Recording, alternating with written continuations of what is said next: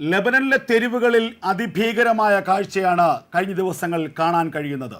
Israel എന്ന രാജ്യത്തിൻ്റെ സായുധ ശേഷി എത്രയെന്ന് ഇപ്പോൾ ഹിസ്ബുള്ളയും ലെബനനും മനസ്സിലാക്കിയിരിക്കുന്നു. കയ്യിലിരുന്ന പേജറുകൾ പൊട്ടിത്തെറിക്കുന്നു. പേജറുകൾ പൊട്ടിത്തെറിച്ച് മരണപ്പെട്ടവരുടെ ശവസംസ്കാര ചടങ്ങിൽ പങ്കെടുക്കുമ്പോൾ കയ്യിലിരിക്കുന്ന ഓക്കി ടോക്കികൾ പൊട്ടിത്തെറിക്കുന്നു. മറ്റ് ഇലക്ട്രോണിക്സ് ഉപകരണങ്ങൾ പൊട്ടിത്തെറിക്കുന്നു. അടുത്തെന്ത് പൊട്ടിത്തെറിക്കുമെന്നുള്ള ഭീതിയിലാണ് ലെബനനിലെ ജനത ഇപ്പോൾ. 3000-ഓളം ആളുകൾക്ക് പരിക്കേറ്റു. 25ഓളം പേരാണ് പേജറുകളും വോക്കി ടോക്കികളും പൊട്ടിത്തെറിച്ച് ലെബനനിൽ മരണപ്പെട്ടത്. ഹിസ്ബുള്ളയുടെ ഏജന്റുമാരാണ് മരണപ്പെട്ടവരിൽ ഭൂരിഭാഗം പേരും. എവിടെയൊക്കെ സ്ഫോടനം നടന്നു എന്ന് ഇപ്പോഴും ഹിസ്ബുള്ളയ്ക്ക് കൃത്യമായി തിട്ടപ്പെടുത്താനായിട്ടില്ല. രാജ്യത്തിൻ്റെ വിവിധ ഭാഗങ്ങളിൽ ഒളിവിൽ അതീവ രഹസ്യമായി കഴിയുന്ന ഹിസ്ബുള്ള നേതാക്കന്മാർക്ക് പോലും അപകടത്തിൽ പരിക്കേൽക്കുകയോ കൊല്ലപ്പെടുകയോ ചെയ്തിരിക്കാമെന്നാണ് ഹിസ്ബുള്ളയുടെ കണക്കുകൂട്ടൽ. ഇത്തരമൊരു ആക്രമണം ഒരു ഘട്ടത്തിലും ഹിസ്ബുള്ള പ്രതീക്ഷിച്ചതായിരുന്നില്ല. ഇസ്രായേലിൻ്റെ ചാരപ്പോലീസായ മൊസാദിൻ്റെ വളരെ കാലത്തെ ആസൂത്രണമാണ് ഇത്തരമൊരു ആക്രമണത്തിന് പിന്നിലെന്ന് ഹിസ്ബുള്ള കരുതുന്നു. നേരത്തെ ഹിസ്ബുള്ളയുടെ പ്രാദേശിക കമാൻഡർമാരും ഹിസ്ബുള്ളയുടെ പ്രവർത്തകരും മൊബൈൽ ഫോൺ ഉപേക്ഷിച്ചിരുന്നു.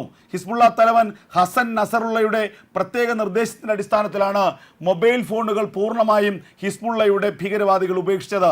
കാരണം ഇസ്രായേലിൻ്റെ ചാരപ്പോലീസ് ലൊക്കേഷൻ കണ്ടെത്തുകയും ഹിസ്ബുള്ള തീവ്രവാദികൾക്കെതിരെ ആക്രമണം നടത്താൻ സാധ്യതയുണ്ട് എന്നും തിരിച്ചറിഞ്ഞുകൊണ്ടാണ് ഹസൻ നസറുള്ളയുടെ നിർദ്ദേശപ്രകാരം ഹിസ്ബുള്ള ഭീകരവാദികൾ പൂർണ്ണമായും മൊബൈൽ ഫോണുകൾ ഉപേക്ഷിച്ചത്.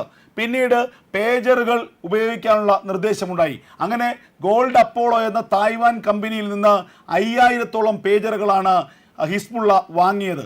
എന്നാൽ തങ്ങളല്ല, ഹംഗറിയിലെ ഒരു കമ്പനിയാണ് ഇത് തങ്ങളുടെ ബ്രാൻഡ് നെയിമിൽ നിർമ്മിച്ച് നൽകിയതെന്ന് പിന്നീട് തായ്വാൻ കമ്പനി പറയുകയും ചെയ്തു. എന്തായാലും അന്ന് 5000-ഓളം പേജറുകൾ നിർമ്മിക്കാനും അവ ഉപയോഗിക്കാനും ഹിസ്ബുള്ള തീരുമാനിച്ചപ്പോൾ തന്നെ മൊസാദിൻ്റെ ചാരക്കണ്ണുകൾ, മൊസാദിൻ്റെ ബുദ്ധി കേന്ദ്രങ്ങൾ അത് തിരിച്ചറിഞ്ഞു. അപ്പോൾ തന്നെ അവർ ഇടപെട്ടു. അങ്ങനെ നിർമ്മാണ ഘട്ടത്തിൽ ഏറ്റവും മാരക പ്രഹരശേഷിയുള്ള 3 ഗ്രാം സ്ഫോടക വസ്തു ഈ പേജറിനുള്ളിൽ അവർ സ്ഥാപിച്ചു. കൃത്യമായ നിർദ്ദേശത്തിൻ്റെ അടിസ്ഥാനത്തിൽ കൃത്യമായ സന്ദേശങ്ങൾ അയക്കുമ്പോൾ ഒരേ സമയം 5000 പേജറുകളും പൊട്ടിത്തെറിക്കാനുള്ള എല്ലാ തയ്യാറെടുപ്പുകളും മാസങ്ങൾക്ക് മുൻപ് തന്നെ മൊസാദ് നടത്തിയിരുന്നു. അങ്ങനെ ഇതൊന്നും അറിയാതെ 5000 പേജറുകൾ ഹിസ്ബുള്ള വാങ്ങുന്നു. ഹിസ്ബുള്ള അവരുടെ പ്രധാനപ്പെട്ട ഏജന്റുമാർക്കെല്ലാം പേജറുകൾ നൽകുന്നു. പേജറുകൾ വഴി സന്ദേശമയച്ച് അവർ പരസ്പരം കമ്മ്യൂണിക്കേഷൻ നടത്തുന്നു.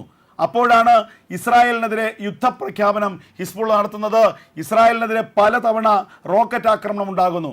ഒടുവിൽ ഒരു പ്രത്യേക സമയമെത്തിയപ്പോൾ ഹിസ്ബുള്ളക്കെതിരെ അതിശക്തമായ ആക്രമണം ഇസ്രായേൽ നടത്തി. ഒരേ സമയം മെസ്സേജുകൾ അയച്ചുകൊണ്ട് ഈ പേജറുകളെ ഹാക്ക് ചെയ്തുകൊണ്ട് പേജറുകൾ മുഴുവൻ ഒരേ സമയം പൊട്ടിത്തെറിക്കുന്ന ഒരു അവസ്ഥയുണ്ടാക്കി. അങ്ങനെ ലെബനൻ്റെ തെരുവീതികളിൽ മനുഷ്യർ പൊട്ടിത്തെറിച്ച്, പേജറുകൾ പൊട്ടിത്തെറിച്ച്, വോക്കി ടോക്കികൾ പൊട്ടിത്തെറിച്ച്, സോളാർ പാനലുകൾ പൊട്ടിത്തെറിച്ച് മരിച്ചു വീഴുന്ന കാഴ്ച ഹിസ്ബുള്ളയ്ക്ക് ഇത് ചിന്തിക്കാൻ പോലും കഴിയുമായിരുന്നില്ല. ഇത്രത്തോളം ആധുനികമായൊരു യുദ്ധരീതി അത് ഹിസ്ബുള്ള ഒരിക്കലും പ്രതീക്ഷിച്ചിരുന്നില്ല. ഭയപ്പാടോടുകൂടിയാണ് ഇപ്പോൾ ലെബനീസ് ജനത കഴിയുന്നത്. അടുത്ത നിമിഷം എന്താണ് പൊട്ടിത്തെറിക്കാൻ പോകുന്നത്? ഹിസ്ബുള്ള എന്ന ഭീകര സംഘടനയ്ക്ക് വളരാൻ വെള്ളവും വളവും നൽകിയ മണ്ണിൽ സാധാരണക്കാർ ഭയപ്പാടോടെ ജീവിക്കുന്നു എന്നുള്ളതാണ് യാഥാർത്ഥ്യം.